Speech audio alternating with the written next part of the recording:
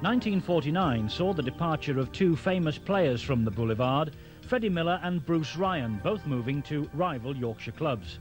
To strengthen the team, the club turned its attention to Welsh Rugby Union and signed Bill Hopkins and Tommy Harris from Newbridge. Tommy Harris went on to become a legend at the Boulevard, making 443 appearances, the fourth highest of all time. Taking over the hooking berth from the Australian George Watts, he won his first Welsh cap after just one season. He went on to win 9 caps for the country of his birth. But it was in the Great Britain shirt where Tommy excelled on the world stage of rugby league, and he remains Hull's most capped player. Between 1954 and 1960, he made 2 Australian tours and 1 World Cup tour, gaining 36 caps and playing in a remarkable 25 test matches. His scoring rate in international rugby was no less remarkable, with 13 Great Britain tries to his credit. Tommy also made 11 appearances for the British 13 representative side. And here we see him saying goodbye to coach Roy Francis as he heads for Australia. Tommy was like lightning from acting half and was ahead of his time as a running hooker. His international career had a glorious finale as a member of the 1960 Lions to win the World Cup. In the mid-1950s, Hull had revolutionised rugby league by introducing fast, mobile, ball-handling forwards, and Tommy Harris enjoyed enormous success as a member of the great pack of that era. Few relished the prospect of facing such formidable players as Jim and Bill Drake, Harry Markham, Cyril Sykes, Johnny Whiteley, and the game's leading open-side prop, Mick Scott. When we add a back division including Clive Sullivan, Dick Gemmell and Arthur Keegan, we can appreciate the strengths of the team. And here we see them, in the twilight of their careers, in a testimonial match in front of the famous threepenny stand.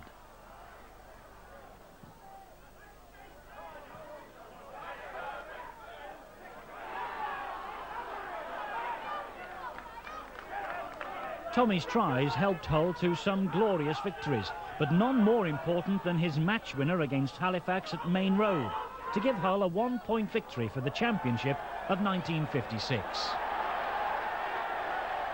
Hull also won the championship 2 years later, having themselves lost by 1 point to Oldham in the 1957 final in front of 62,000 spectators. It was a thrilling match, with Hull running out the victors over a strong Workington side for skipper Johnny Whiteley to receive the trophy. Tommy missed the victory and the first game of the 1958 tour after receiving a 2-match ban for a semi-final sending off. The great Hull pack also bulldozed the club to 2 successive Wembley finals in 1959 and 60. And here we see Tommy testing the Wembley turf he was to grace with an inspired performance. A depleted Hull side were well beaten by a rampant Wakefield Trinity, but Tommy Harris produced one of Rugby League's greatest and bravest performances and went on to win the coveted Lance Todd Trophy for continually leading the charge of a beaten pack despite severe concussion and being blinded in one eye. Bomber Harris, as he was affectionately known, remained a big favourite at the Boulevard, earning a well-deserved benefit before moving to York as coach. Tommy got a last medal at Wembley, honoured in the 85 centenary final. Now 2 great characters paid tribute to members of the Hall of Fame. As a hooker, you've got to have technique, you've got to have tackling ability, you've got to be able to handle the ball, and you've got to be able to run. And Tommy Harris had all these attributes in his game. I remember him also because he was propped by a famous prop, Mick Scott. And in those days, props and hookers went together.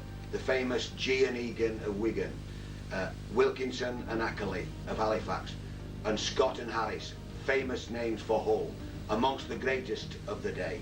And Tommy was always a pleasant fella to... I remember propping against Tommy Harris, and he used to say, "Now then, Foxy, let's have a good pack today, get..." And he used to temper my aggression. I was aggressive playing. Tommy used to temper it very quickly in the game. I suppose an hooker being very exposed in the game, he wanted to do this, and Tommy was like lightning about the field from acting halfback, one of the very first hooker runners in the game, a brilliant player. And I'll never forget Tommy Harris's Lance Todd Trophy win at Wembley for Hull, when Hull were beaten by a very good Wakefield Trinity side, a depleted Hull side, and Tommy Harris, I think on 3 occasions he was led from the field of play, and 3 times he returned to give a magnificent individual display of courage and sportsmanship, the like of which probably has never been seen again. Tommy was quick, he had a good pair of hands, he could read a game, and I think he fancied his chance now and again at playing scrum half, and I think that's how good I thought he could have been. He once tried his hand to be in a scrum half in Australia. He never worked, he only lasted about 10 minutes, but having said that, not many caught Tommy when he made a break. I think one of the very, very best hookers that's been for a long, long time, and it's been a great credit to Hull and Great Britain and anybody he's played for. Tommy Harris, the first of the 6 former Hull greats in the Hall of Fame.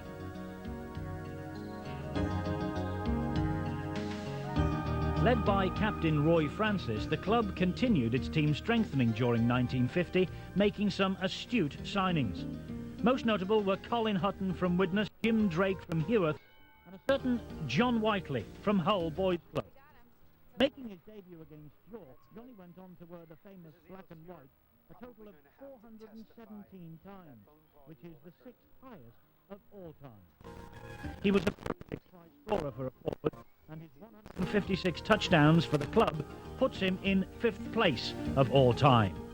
Johnny Whiteley mesmerised opposing defences with his sleight of hand and pinpoint passes, and here we see him against Wigan in the 3rd round of the Challenge Cup, scoring a try on the road to Wembley in front of a crowd of over 32,000. It was another legendary figure in the game, Wigan's Mick Sullivan, who went for the interception, and if he'd have held on, it would have been the Riversiders heading for Wembley. But it popped up and Whiteley swooped. The game was won. The Boulevard that day looking a real treat with that huge crowd packed inside. It was long before the days of the Safety of Sports Ground Act, of course. What a shame we don't see crowds like this today. Johnny Whiteley's ball handling and incisive running skills were legendary throughout the world of rugby league. He won 15 test caps, including one in the famous Rorke's Drift test of 1958. And there he is in the 26 jersey feeding Alex Murphy, who made a 40-yard break before finding Ike Southwood on the halfway line, and he had the pace to outstrip the Aussie defence and score right under the posts. And watch out for Johnny Whiteley in number 26 again, looking for the openings before handing the pass on to the mighty Wigan prop, Brian McTeague. His pass goes to ground, but the ball is then hacked on by Southwood again, who'll collect it first bounce for the clinching try, again scored right under the sticks. And few will forget his try for Great Britain in the 1959 second test match at Headingley, which proved to be the winning score of a bruising battle against Australia. It's the Aussies' feed under their own posts, and hooker Tommy Harris wins the ball against the head. Scrum half Jeff Stevenson provides a neat back flick for Whiteley to crash over under the posts. He held off Keith Barnes in doing so, and he levelled the series with an 11-10 victory, an unforgettable moment for Whiteley and the British players.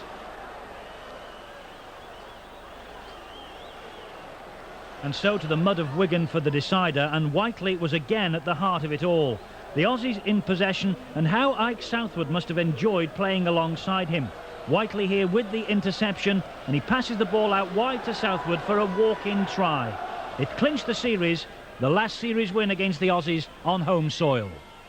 Gentleman John, as he became universally known, twice led Hull at Wembley in successive seasons, and narrowly missed a hat-trick of trips to the famous Twin Towers by tasting defeat by St Helens in the 1961 semi-final at Odsal. Whiteley's side had more success in the Championship, reaching the playoff finals in 1956, 57 and 58, beating Halifax by a single point, but suffering an identical fate themselves 1 year later at the hands of Oldham in front of 62,000 at Bradford. In their 3rd consecutive final, Hull beat Workington 20 points to 3 before a crowd of 58,000. Johnny played 24 times against the old enemy, Hull KR, and it was in the 1962 derby that he sustained a serious ankle injury, which meant him spending months out of the game. But that at least did give him more time with his family, and we see him here developing his upper body strength in the nicest of ways and reflecting on past former glories. After a highly successful international career, John Whiteley was appointed player coach to succeed the great Roy Francis in 1963. Whiteley was a great ambassador for the city and sport in general. He was a willing supporter of charities and benefits, lending his name wherever it would help. He was a fitness fanatic and years ahead of his time with his training techniques, and took every opportunity to keep in trim. Here, the Sullivan brothers, Clive and Brian, learned to keep their flying feet away from the whitewash. Although still a player of stature, it was as a coach that this remarkable sportsman was to make his new career in rugby league. A great player, of course, Johnny went on to coach Hull Kingston Rovers, the Yorkshire team and Great Britain. And we see him here with two of his 1970 tourists, Peter Flanagan and the incomparable Clive Sullivan, from the team which last won the Ashes on Aussie soil. These days, John runs a club in Hull and was an automatic member of the Hall of Fame. Well, John Whiteley, for me, is the gentleman of rugby league. Johnny is the man who I would have in any side I've been connected with. Probably one of the best three loose forwards that's ever played, with people like Vincy Kralis and Derek Turner. A gentleman off the field and a great player on it. For me, one of the best ball players I've seen for a long, long time. Played with a great pack of forwards and played with a great side. And when he played for Great Britain, probably didn't get the recognition he deserved, but truly one of the truly greats. There were lots of great loose forwards, and I wanted to emulate every one of them. And then we came to what I call the modern era of Karelius, of Derek Turner, of Johnny Whiteley, Paddy Valentine. And Johnny Whiteley was probably the most physique-wise perfect loose forward physique. I always wished I'd got Johnny Whiteley's long legs and 6 foot odd frame, because he was a superb footballer, handler of the ball. He crossed the field, he ran the field. He was probably the fittest loose forward that I've ever seen in my life. A player, and always playing a gentleman's game, Johnny. You could never accuse Johnny Whiteley of doing an underhand trick, of being evasive in any situation. Full of courage and full of running, playing with a great old pack at the time. And Johnny Whiteley was probably the best and most well-known player of that era. And I'll never forget also following Johnny, much later, being coach to Great Britain, because he was the last great coach of the era when Great Britain beat the Australians in the Test series of 1970. And that's an achievement to be proud of, because we've spent millions of pounds and numerous coaches since, and we've never got near to achieving that again. All the best to Johnny Whiteley.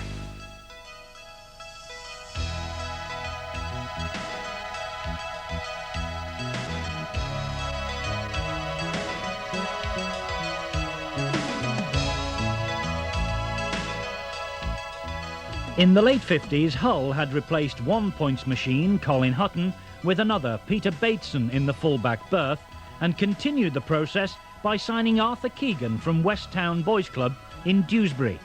He made his debut 1 month later in a 32-7 victory over Leeds at Headingley, and went on to amass 363 appearances for the club, scoring 31 tries and 318 goals. In 1959, Arthur achieved a major ambition by playing for Hull at Wembley and kicked 5 goals in a losing side. This was a record which stood for many years. Arthur's career at the Boulevard ran parallel with a period when the club's fortunes were decidedly poor. It could be said that many players have been good fullbacks behind a winning team, but Arthur Keegan was a great fullback behind an unsuccessful side. Despite Hull's league form, Arthur's outstanding play earned him numerous representative honours, playing for England twice and Yorkshire on 13 occasions. Arthur played in 9 Test matches for Great Britain, scoring a try and 5 goals. And on the 1966 Lions tour, he made 15 appearances in all, kicking 62 goals and also scoring a try. Keegan's tackling frequently saved the day for Great Britain.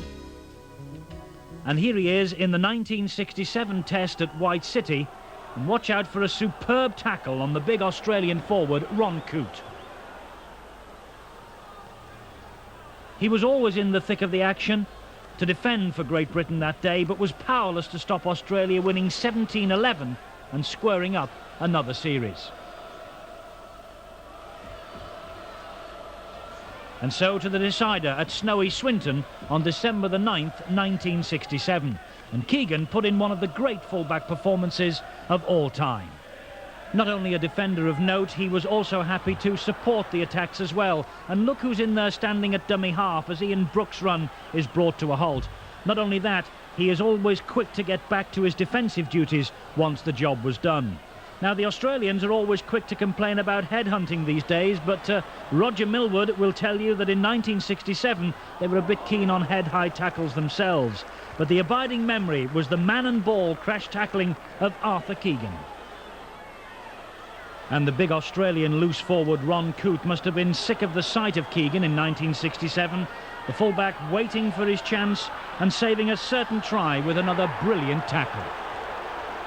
As club captain, Keegan led Hull in the 1967 Yorkshire Cup final, but missed the victory in '69 through injury, having scored the winning try in the semi-final against Leeds. He was a great favourite at Hull and won numerous club awards. Arthur left Hull in 1971 and joined Bramley, where he became their regular full-back for the next 5 years, making 130 appearances.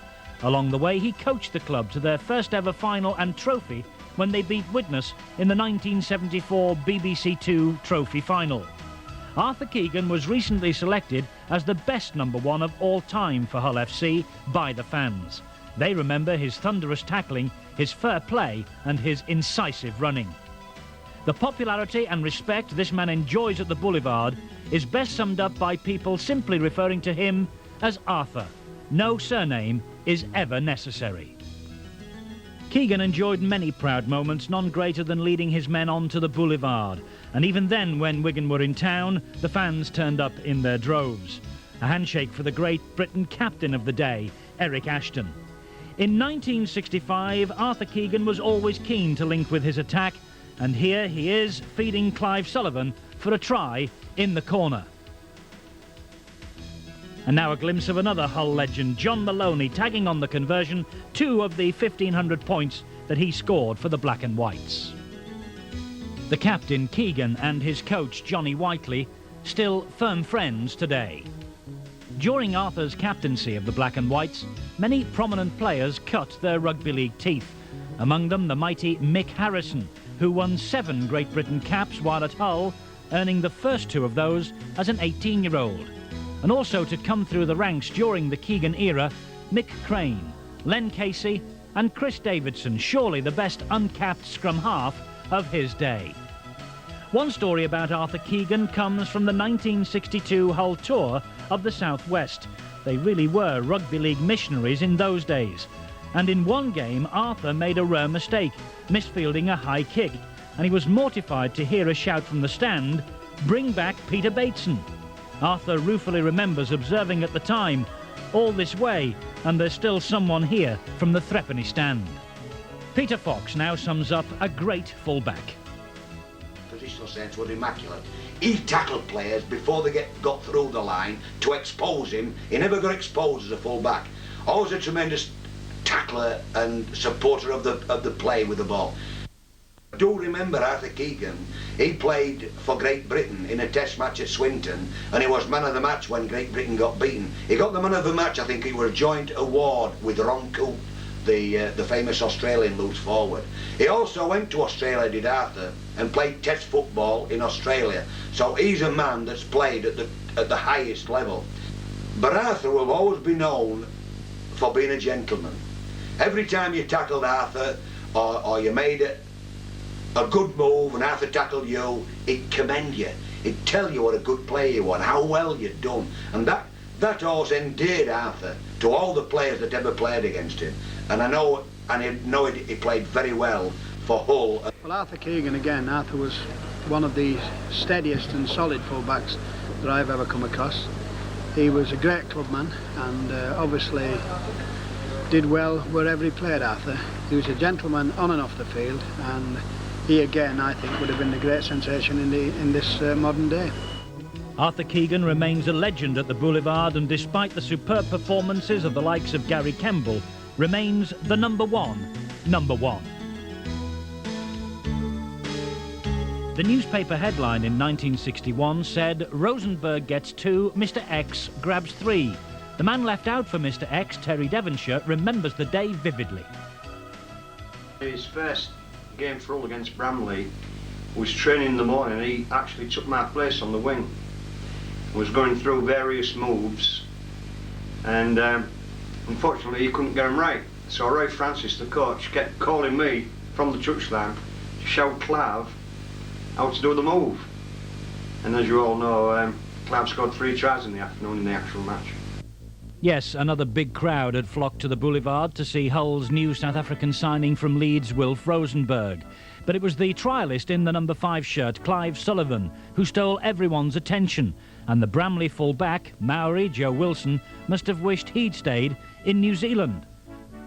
And 7 years later, when Clive Sullivan's career had flourished, he was to make an Australian full-back, Graham Langlands, regret his presence when he was in a Great Britain shirt in the 1968 World Cup. The dropout only reached 35 yards, and underneath it was Sullivan, weaving his way towards the line, showing blistering pace, an outstanding try in what was a largely disappointing tournament for Great Britain.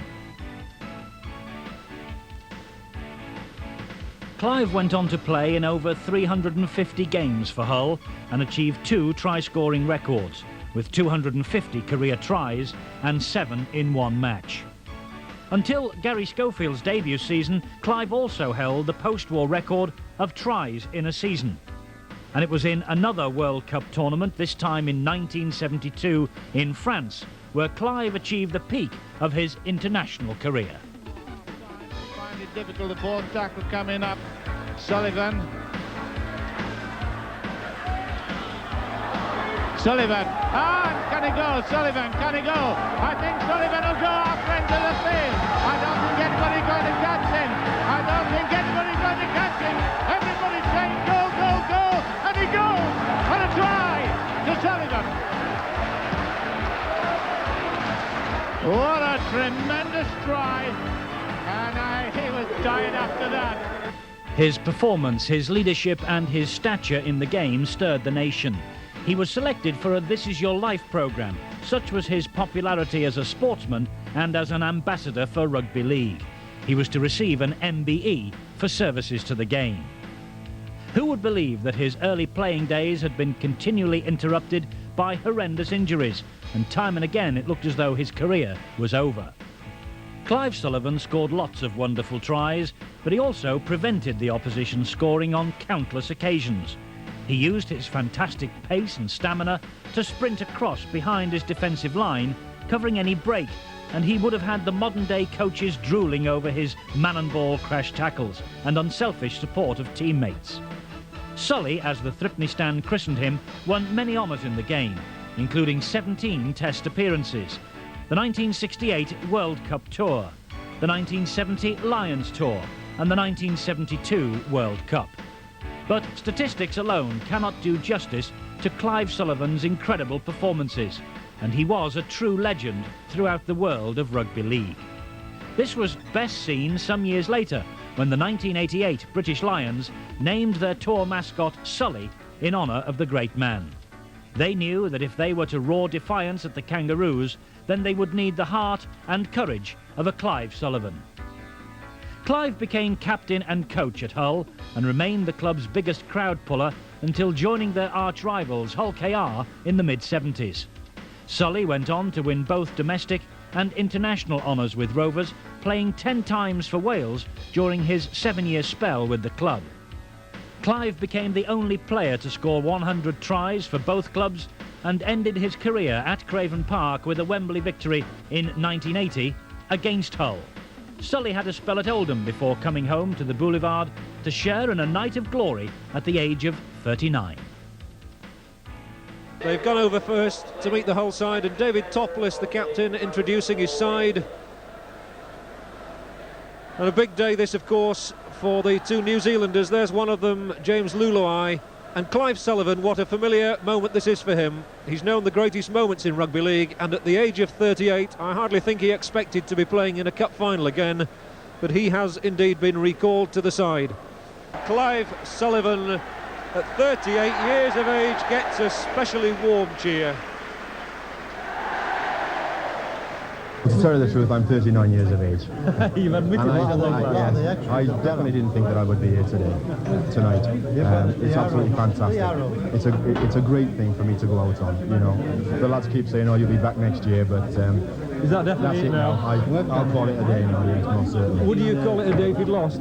Yes, I had it in my mind. I didn't make it public because I wanted to get this over first. Arthur's got it enough on his mind without sort of me adding to any little thoughts that he's got, you know. So I just thought, well, I'd wait until Wembley and the Challenge Cup and everything was over, but I just didn't realise I was going to play and get a winner's medal for it.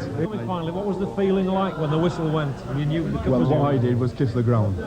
It's the first time I've played rugby on a soccer ground, so I just kissed the ground and thought, well, that's it, I've got another one. Clive then coached Doncaster for a year before, amazingly, and for the last time, pulling on the famous black and white at Bradford just before the 1985 Cup final against Wigan. A few months later, tragically, he died at the age of 42. Clive unified the city as the entire population mourned his passing. And as a tremendous tribute, the city of Hull named the Clive Sullivan Way in his memory.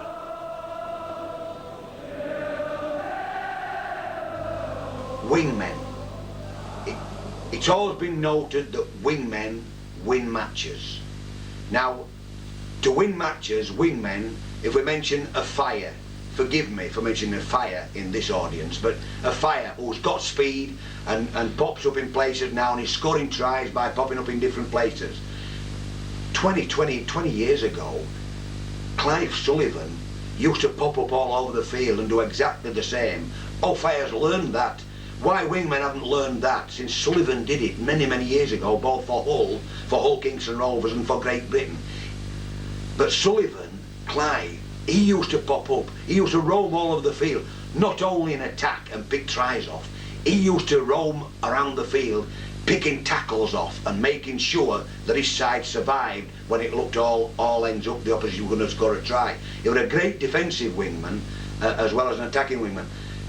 I also remember him captaining Great Britain. What an honour for a wingman to captain Great Britain. You couldn't think of a worse position to captain a team from, but that shows just how people thought of Clive Sullivan as a leader of the team, and that's probably his best quality, the way other people respected him on the field of play. And I'll never forget Clive playing in a World Cup final. He was captain of Great Britain in France, and they played Australia. We drew 10-10 with Australia, and Clive Sullivan, he got a ball more or less in his own, well, on his own line to say, and he went down the right touch line, beating off the tacklers, or not allowing the tacklers to get to him, all looking as though it could be overall, but never was overall, to score a magnificent try for Great Britain, and thus win the World Cup for Great Britain. And what bigger honour can you have in the game than that? And I know how Clive is thought of. I also remember him being brought back in a cup final replay at Ellen Road at 39 years of age, and Hull won the replay against Widnes. Now, for people to think that a 38 or 39-year-old can be brought back into a match of that sort of magnitude just shows what people thought of the great Clive Sullivan.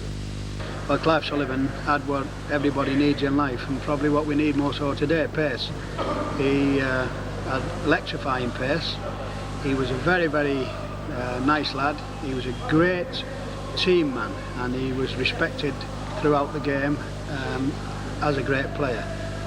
Again, he's one of them players who I would say, yes, would be in 9 out of 10 great sides.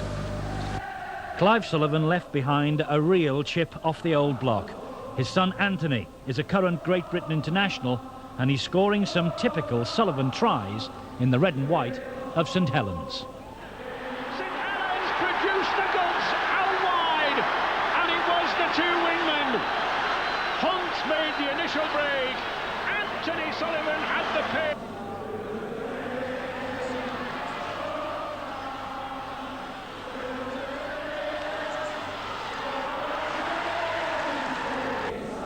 Clive Sullivan began as a teenager, and in 24 years of rugby league, he not only unified the city of Hull, he also bridged the generation gap. And remarkably, he played with every member of the Hull Hall of Fame. Clive Sullivan, MBE.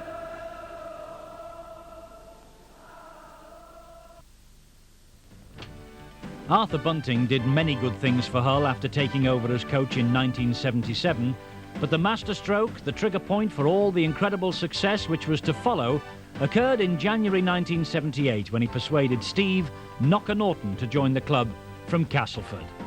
With Vince Farrer already on board, Charlie Stone and Sammy Lloyd were also signed to let the fans know that something special was on the way.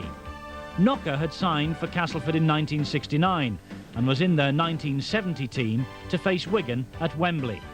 Steve followed in the footsteps of Malcolm Reilly at Castleford and then to Sydney, where he played in Manly's grand final victory of 1976.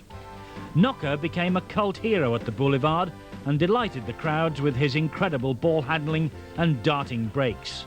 Always the ultimate creator, he did nevertheless score some 50 tries in 284 appearances for the club, and he dropped 11 goals, but very rarely any passes. Steve represented Great Britain in a dozen tests, 9 as a Hull player, and toured Australia twice in 1974 and 1979. He also played in the 1975 World Championships and played for England 11 times. In 1979, Knocker was a member of the Hull side which won all 26 league games and beat Hull KR in the BBC Two trophy. He then captained the side to face Hull KR at Wembley in 1980. He went on to play in 3 more Wembley finals for Hull and that unforgettable replay in 1982 when Steve collected his winner's medal.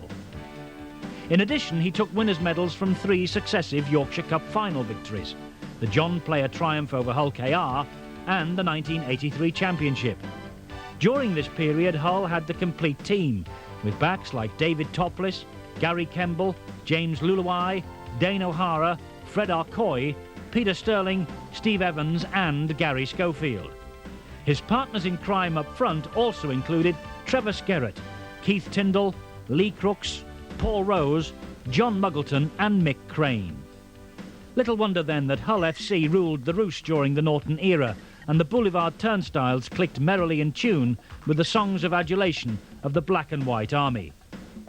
On the terraces, Knocker was their king. He was the magician who would conjure up the impossible and send panic through the opposing ranks. Time and again in the big matches, it was Norton who inspired Hull with his innovation, and it was he who often turned the tide for victory. He joined Hull for £9,750. With VAT, the total price was just over £10,500, with second rower Jimmy Cranton moving to Weldon Road. But surely it was one of the bargains of the decade, considering all he achieved. Knocker was a key man both on and off the field. He was the character everyone looked to in the dressing room to keep up team spirits. Any team that Norton batted for knew that he was around. He was one of the last forwards who played the game off the cuff. The way he slipped the ball in the tackle was one of his greatest strengths. His benefit year was a record for rugby league at the time, an indication of the affection with which he's held in Hull. The club's been well blessed with loose forwards. Number 13's a lucky number at the Boulevard. Stevie Norton is probably one of the young brigade, Stevie. Loose forwards, they seem to have had a lot in Hull. Johnny Whiteley and now Steve Norton. Steve came from Castleford and for me was probably one of the most underrated loose forwards that's been at top class level. For me, Stevie Norton was one of the loose forwards you had to appreciate him when you played with him, and I had the privilege of being his gaffer in Australia when we went on the World Cup there, and Stevie and people like Les Dill had a tremendous time. Great swerve, great body swerve, certainly a great set of hands, well, a great pair of hands, and definitely the lad who rates very, very highly in the all-time greats. Knocker Norton had all the skills and qualities of the very finest footballer. Elusive of foot, good handler of a ball, eye for an opening, very good cover tackler, good runner, he just about got everything at knocker, and in club, what I call club rugby, week in, week out, he was one of the best performers on a rugby field that I have ever seen. I nearly signed Knocker Norton when I went to Bradford Northern, and unfortunately I didn't get up to it. We quite didn't have the money, and Phil Brunt sold him to Hull for Jimmy Crampton and about 9,000 quid, and that was the best business, I think, as an individual player that Hull has ever done, signing Knocker Norton. Because I told Harry Woomers, I said, this fella will be the best loose forward for the next 10 years. Steve Norton gave Hull FC credibility when they needed it most. He attracted other quality players to the club, and his genius was an inspiration to all around him.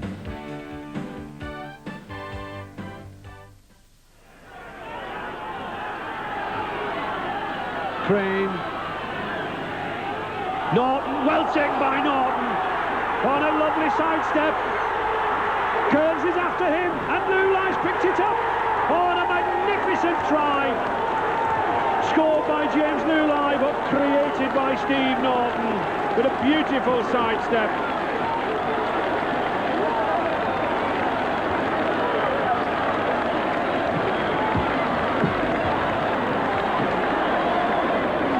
Well, if this is not the try of the season, I've not seen it. You just look where Stevie Norton takes this ball. He takes it like Paul Daniels. Takes it from nowhere, straight out, and what a little Dutch shimmy. Straight over, and look at the pace. Mel Mason, who's a standoff third against a loose forward, and a good ball, and James Lulai has no trouble putting the finishing touches. What a superb try. A good coach and a collection of talented stars will generally bring success to a club. But if the team can find a great leader, captain and organiser, then the sideboard really can be filled with silverware. In the summer of 1981, Hull FC put this vital piece of the jigsaw of success firmly in place by signing David Topless from Wakefield Trinity. Ironically, Topless had made his Trinity debut against Hull in 1969. But in subsequent years found his team often being the runners-up in finals rather than the winners. Like Tommy Harris some 20 years earlier, David had taken the Lance Todd Trophy for a truly outstanding performance in a beaten team at Wembley. British Rugby League had been shocked by the awesome power of the 1982 Kangaroos, and only a patched-up Hull had put up a real fight against this quite remarkable side, just before the second test at Central Park. And Hull that night were led by David Topless. Still a few yards to go to the line, but Hull really willing to fling this ball about. Crooks once more for fullback Kemble. The Australian tackling there exemplary, but still Hull driving at the line. The little chip through. He's there. It's a try for Hull right on the stroke of half-time, and that's a brilliant try from David Topless, which puts Hull into a 5-point lead with power to add. Hull eventually lost on that memorable night by 13 points to 7, but the 82 Kangaroos were shaken by the committed tackling of David Topless's side. He continued to pick up the silverware though in the coming seasons. Here he is leading his side on yet another lap of honour. The Championship, 2 Yorkshire Cups and of course the Challenge Cup itself, all held aloft by Topless, who scored many important tries for Hull, but none better than his 2 in the 1982 final replay, which earned him another Man of the Match award in a major final. Oh, the put-in by Gregory was unorthodox. It came out on the Hull side, a real chance. Oh, if Topless scores here, it'll be a brilliant try. He's stretched out, and he's stretched far enough. That was brilliance by David Topless. He fooled them all, and he went in. The Hull captain tearing over the line, and not even the presence of those 2 defenders clinging on could stop him, and David Topless goes in for the try that makes it Hull 8, Widnes 2. They're all queuing up, and it was Skerritt trying to get through. Tyndall still going. Duke, Stone, Norton, Topless, Topless, Topless, Topless. Surely he made the try. He had. And David Topliss looks like being the hero of the hour. Norton did so well to set it all up, but it was Topliss who had the guts, the determination, the stamina, the drive and the inspiration to go all the way. He was not to be denied, and David Topliss gets his second try of the night, and the man who won the Lance Todd Trophy when he was with Wakefield Trinity in 1979, when they were beaten by Widnes, could be getting his revenge here this evening. And there, the cup going to Humberside, and what a moment for Keith Tindall and for Steve Norton. That Widnes, the previous year's winners, had been beaten by 18 points to 9. It's Hull's cup. Words can't explain. It's the happiest moment of my life. I've devoted my life to the game, and it's worked out after 14 years. My lifetime's ambition to lift that trophy, and it's done now. The 18-year-old, well, it's a shame for him because he's a bit spoiled, but he'll come through. He's going to be a great player, this lad, and that try, well, when that went in, that was it. It's been an unbelievable year for you. I mean, you've had injury problems, and then, you know, you come back here tonight and the greatest moment of your career. Oh, it's the greatest moment, and it was the saddest moment after just signing with Hull when I was out 4 months, and I didn't think I'd play again this season around Christmas, but, you know, I just always had that hope, and it's come right. I'm very happy at the moment. Just tell us finally what you felt like when you lifted the cup up to those fans. It's just absolutely marvellous. It was their cup. They've given the support to buy the players. You know, although the homegrown players today, it's always nice, you know, Lee Crooks, Keith Tindall and Tony Jukes, I feel for them, because there's nothing like your own town club, but it's still marvellous for the Hull fans. Right, David, well done. Congratulations. The following year, the silverware kept on coming. He lifted the championship trophy, and for the second consecutive year, the Yorkshire Cup. The fans were ecstatic, and Topo, the king of the runarounds, continued to lead and organise his side into ever more entertaining and victorious displays. David did so much to get the best out of young talent, and players like Gary Schofield, Lee Crooks and Gary Devorty benefited enormously from his skill and experience. He was the link between a dominant pack and a star-studded back division, and as far as Peter Fox is concerned, who coached him at Wakefield, Topliss was Hull's vital link. Later in his career, when he moved to Hull, Hull had been on the verge of big things, and getting Topo, when he became a bit of a ball player and a creator of play for others, apart from still using the pace he had, although he was not as electrifying, Topo brought silverware to Hull. Not on his own, clearly some very, very good players that played with him, but Topo was a key figure in that. He also went on to captain Great Britain, another great honour that these players, I just hope they realise what an honour it is to play in such a team as Great Britain, and to captain it. It's a magnificent gesture, and a thought that if you were that good, because I only ever dreamed of being that good. Well, Topo, again, what would he have been today? David Topliss could read a game, could score tries, could make tries. I think in this present day, it'd be a sensation. He could do what Sean Edwards could do, only do a little bit better. Topo could read when a break was coming, he could make a break, and he could score tries. For me, Topo, again, has been a great player, and Hull seem to have been lucky with players like him. To David Topliss, there's a simple message from the fans. You should have come earlier, you should have stayed longer, but now you've gone into coaching, remember, we're your friends.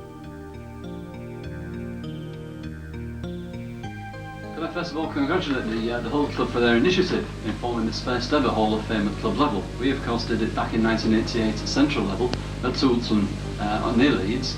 Also congratulations on concentrating on Hull. Of course, if it had been Humberside all-time great, they'd been very lucky for any black and white man to actually make it, compared with the Robins from over the east side of the city.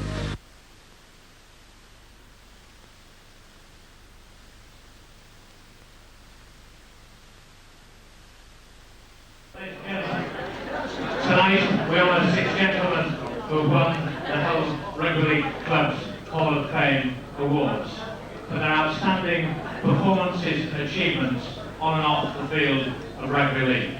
Every one of them a great ambassador, every one of them a superb skilled player. Superb pace, vision, fitness and respect from their fellow professionals.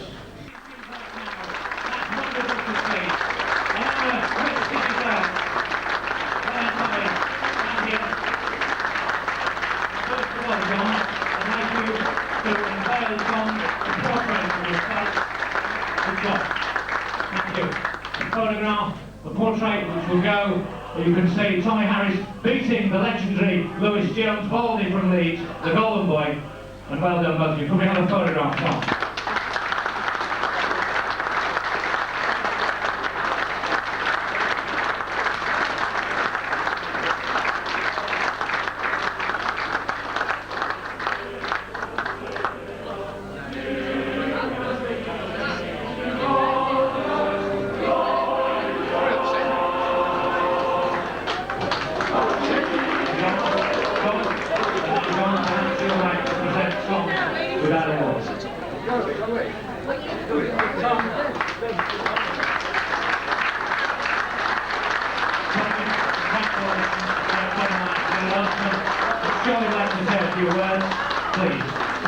For all these great fans of LFC.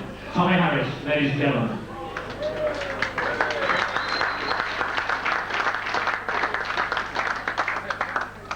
Ladies and gentlemen, I'm a bit overcome, although I was aware of the presentation. I think it would only be fair of me to say that I'm receiving this trophy on behalf of the pack of the 1950s to the 1960s.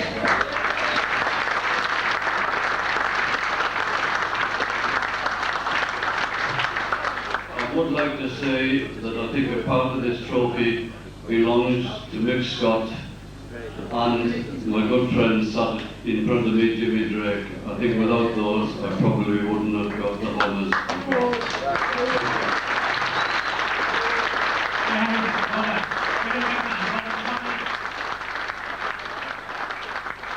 That's the first set voice, the supreme athlete, fitness fanatic, 20 years before his time, certainly the greatest ball player I think we've ever seen at loose forward, and truly a great ambassador for the city of Hull, loved I think by everyone, a legend of the city, the one and only John Whiteley.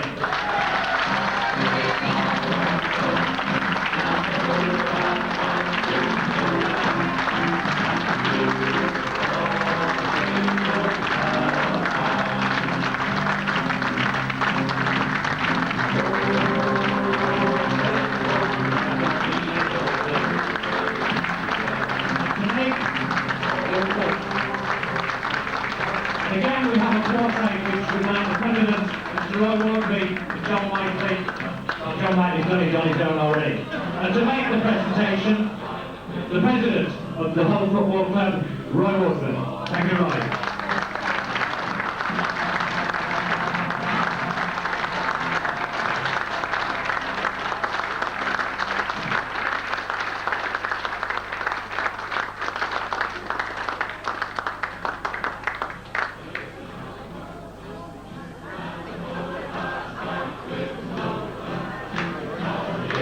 John, congratulations. Played with you, you coached me, truly the best, and a great friend of mine and a friend of everyone's. Perhaps Roy would like to take this bouquet of flowers to John's wife Joan on behalf of the club. John Whiteley, truly the greatest.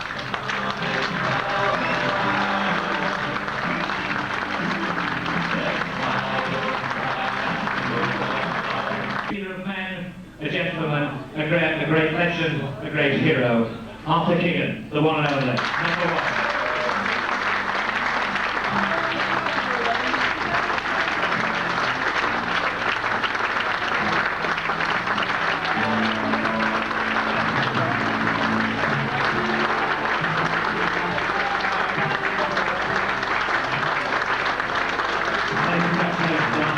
And to make the presentation, the director of the Hull Football Club, Mike Stanley, who is in the leader of the Arthur Keegan Fans Club, is his boy hero and a wonderful player. To make this now presentation, the third Hall of Fame award goes to the one and only Arthur Keegan.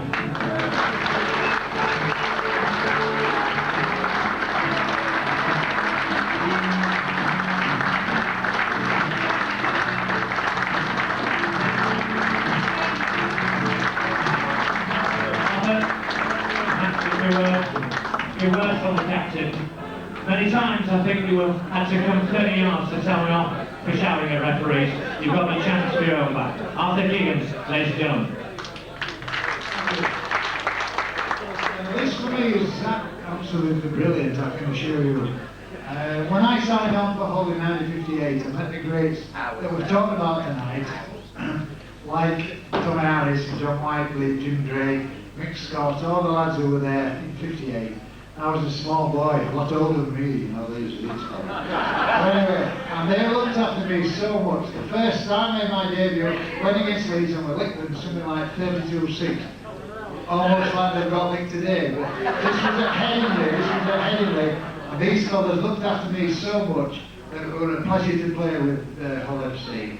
And to wear the black and white, the irregular black and white stripes, of course, in those days, it was certainly something to be appreciated by myself, who from the West Riding area of Yorkshire, from Dewsbury. Whenever I went to Crown Flats, the Dewsbury people didn't like me, but that doesn't matter. I was liked by the Hull people, and this obviously is something to savour for my life. Thank you. And again, I'm Stanley, we want to prepare a power for playing today, I'm sure Mr. Umpire certainly would have scored as many tries as he does. Truly a gentleman. And I talked earlier about a gentleman John Whiteley. Well, I think this guy also is one of the gentlemen of rugby league. And I would like to ask his son, Anthony, to accept the award from his father's heart. Anthony Sullivan, following in his father's footsteps, his father, I'm sure, would have been very proud of you today and what you've done already. Ladies and gentlemen, Anthony Sullivan.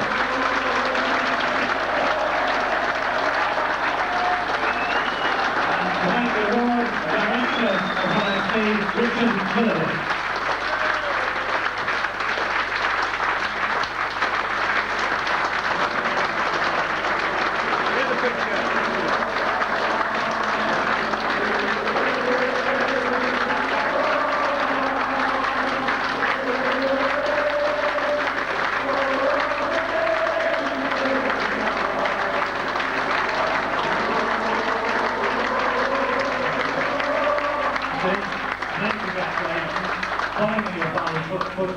He certainly would have been proud of you. Great Britain, of course, international, playing for that mighty St Helens. I'm sure you'd like to say a few words about your famous father. I'd just like to say what an honour it is for me to be on the stage, the same stage as these great players. And I'd just like to say how proud I am to accept this award from my father, and I'd just like to say how proud that he would be as well to be here. Thank you. We honour the 5th award, Hall of Fame, goes to Steve Knockanon.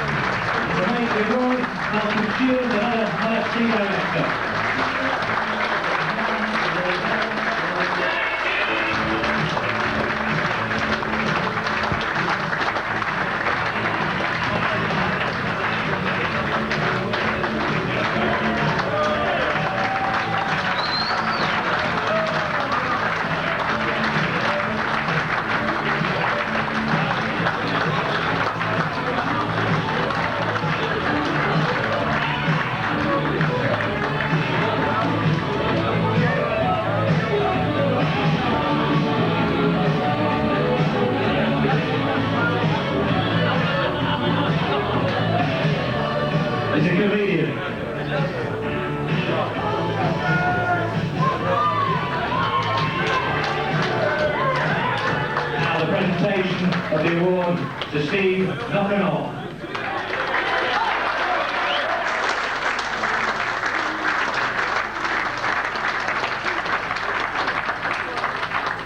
A few words, Steve?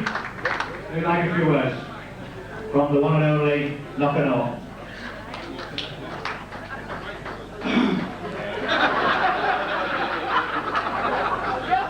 I just wanted to say,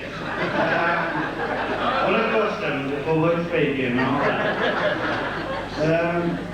old people is the nicest people I have ever been associated with.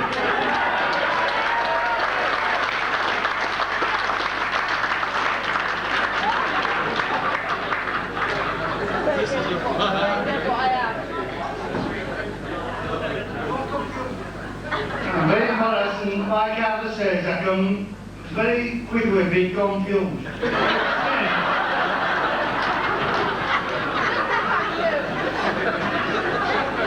Except with normal people in rugby league, and I found it extremely difficult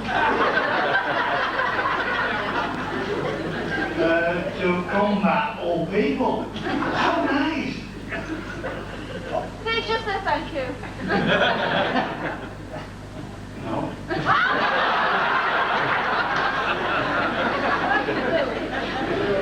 The classic of all time is, I've always said on our table now, old people are the nicest people in the world. But Castleford should remain the centre of the universe.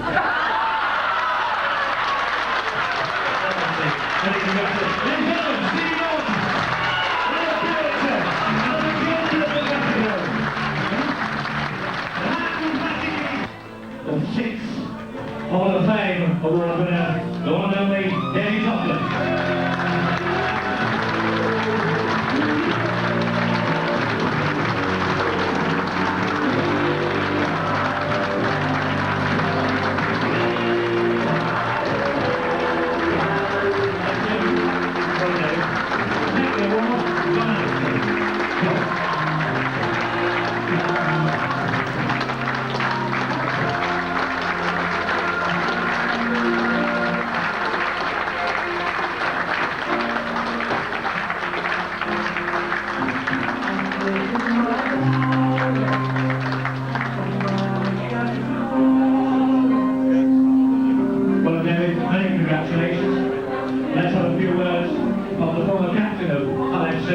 And Great Britain, truly one of the best halfbacks ever seen. David Topless.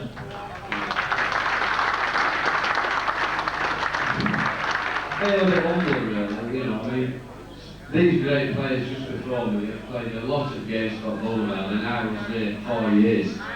But I hope I, you know, made that impact that I deserve this honour, you know, I mean, it was absolutely marvellous. I mean, I came, Arthur Bunting, since he took the old job, he tried from 1978 to get me, that, you know, I mean, I was going to be his first signing before knocking. But basically, I'm a loyal sort of person. It took me 3 years for him to prize me away from Wavertree.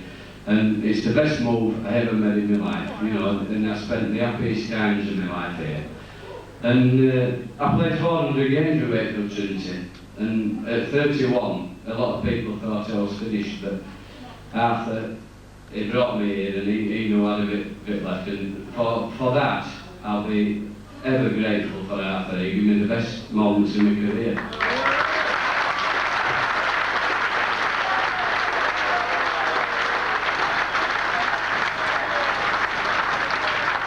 And I look at these great players. I mean, Tommy Ellis, I spoke to him at Wembley many times, and he's a York director, and we have a little tittle-tattle, and I think he half-comes with me his goals a few years since, but, you know, that one to be. And Johnny Whiteley, I played with Yorkshire, or Johnny, I think about 14 times, you know, and we won 5 championships with Johnny, and Arthur Keegan has always been a good friend of mine, and what a fullback he was. I mean, if you broke through with Arthur Keegan to beat, you never scored. It was simple as that.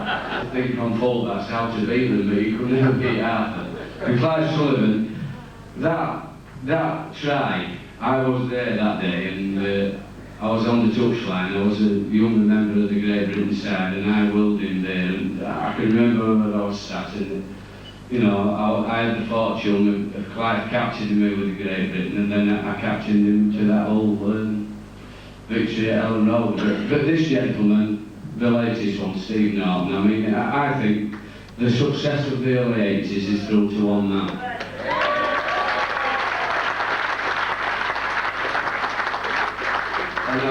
ever since about 1970. We went to Lilleshall and we instantly got on because we both a bit crazy at times, and we had a good time down there. And when we went to Hull, everybody said in the league, why has Knocker gone to Hull? I mean, everybody knew that Knocker wasn't probably the best player in the game at that time, but he went half the bunting, did a good salesman's job on him, and that was the best thing that happened to Hull FC. There's no doubt about that. And he got the stars there. You know, the Kiwis came. I came as the Kiwis came, and I'm thankful. I mean, this award with me, I was 4 years at Hull, but I feel it's for the team. You know, and the Gary Kembles and James Lulwise and Dane O'Hara's and Lee Crooks just coming in. It was a marvellous team spirit, and it's something that will live in my life forever. And I'm just thankful for that moment. Thank you very much. Very topless, ladies and gentlemen. Truly a great ambassador for Rugby League, and also now our finale. We're going to invite back the 6 members, the first members of Hull FC Hall of Fame, and there's a special presentation to them. They don't know about it, but we're also going to ask 6 great men to come and present them. And the first man who I'd like to come up, truly I'm sure is going to be in the Hall of Fame, because he and his brother were 2 of the greatest forwards to ever play for Hull FC, the one and only Jim Drake. And he is going to present, if we have one,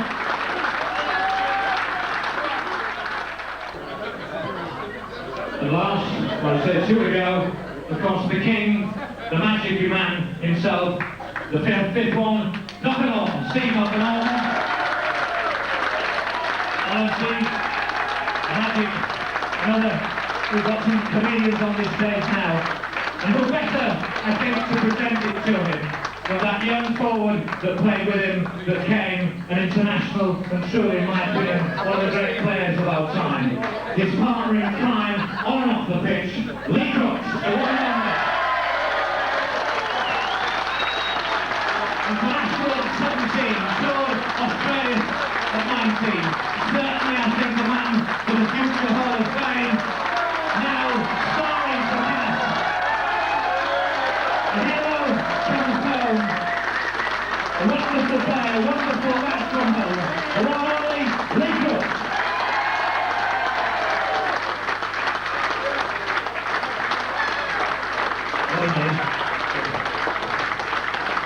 The first number.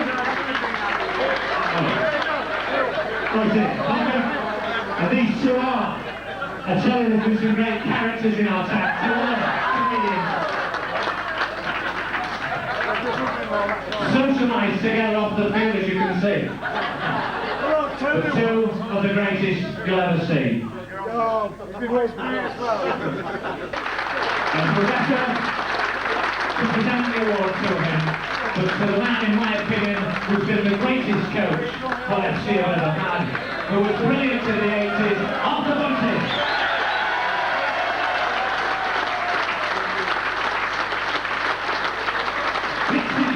Certainly another man, I think, that's going to go into the Hall of Fame. Wonderful fellow, he's a quiet man, but he's a brilliant man.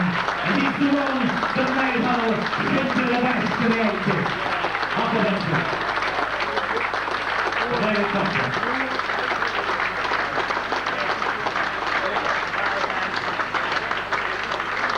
We do, ladies and gentlemen, by the way, have a video of tonight's presentation, and so hopefully many of you would like to buy it. It's got a price at $14.99, a unique video, and again, money will go towards the club fund. Slips are on your tables, fill them in, and buy this super video. Where's my please? Never mind, James, be quiet. And we have another presentation, the last one, by the one and only John Whiteley to Steve Watson, the chairman of Hull FC. Hopefully a replica that they will hang in the boardroom at Hull FC and will remember this night of nights. John Whiteley. And John, I'm sure you'd like to say a few words, but not too long. It's a real pleasure to stand on the stage with all these wonderful celebrities. Feel very humbled to do that. But I'd also like to say that I think, you know, over all the years, all the wonderful people who's worn the black and white shirt, and I notice every one of these 6 on the back are all wearing the old black and white.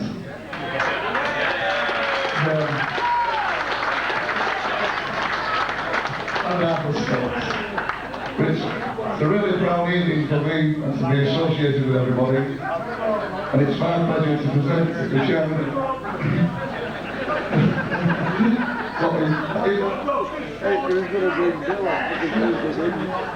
Just to look after him when we're in Paris and places like that.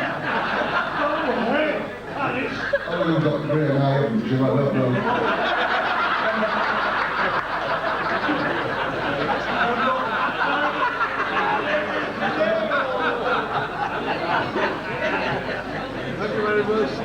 I just think I captained him for about 8 years.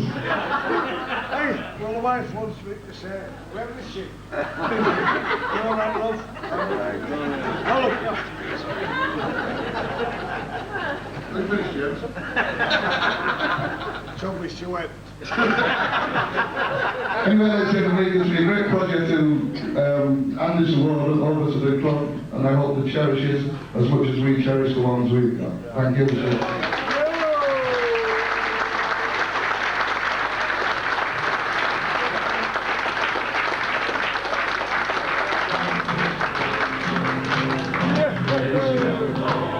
I would like to say, on behalf of everybody, all the directors, and I'm sure everybody here this evening, what a wonderful evening it has been.